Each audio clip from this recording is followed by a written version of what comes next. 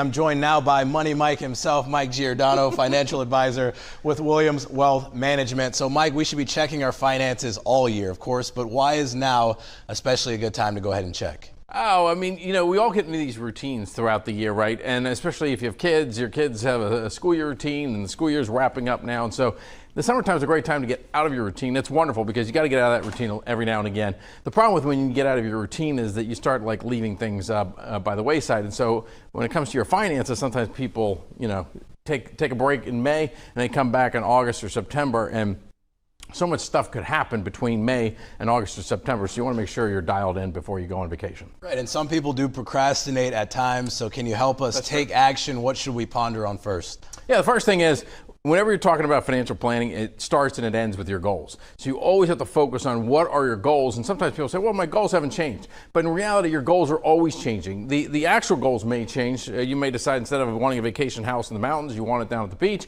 But even if you don't have that happening, the timeline for those goals is constantly changing. Every year you get closer to a goal, the timeline's shifted, and so you have to have a different strategy. I feel like you're holding our hand and walking us through this. Once we've re-examined our goals, what's next? Lay it out for us. Yeah, now you want to start thinking about how your investments are actually driving towards those goals. And so the easiest thing to think about is, 3 years ago you said, I want to retire in 5 years. Well, now we're 3 years ahead. Now you're only 2 years out. And so you got to re-examine how you want to invest your money.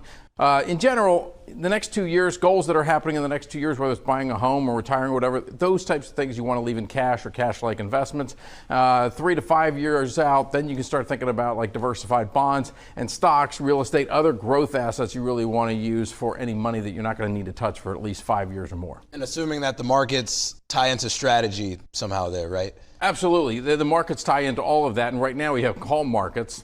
So you have these call markets. They're at record highs. That's all a wonderful thing. You don't really have tough decisions to make if you need to readjust your strategy. And this is why, when planes are flying at cruising altitude, they might go 550 to 600 miles an hour. When they're trying to land, they're dialing it back to 150 because they don't want any kind of turbulence that could screw up the plan. Right now, you're in a perfect position to make adjustments to your strategy without having to really get emotional and get frustrated. But, you let things go for 3 or 4 months, you go away on vacation or whatever, the markets can do whatever they want to do, and if the markets are down 20%, now all of a sudden you got tougher decisions to make, and you've got more emotions that come into play. Great. All right, Mike. Well, thank you. I was taking mental notes, and I hope that you were taking notes as well. I can see you doing that, by As the way. always, I appreciate it.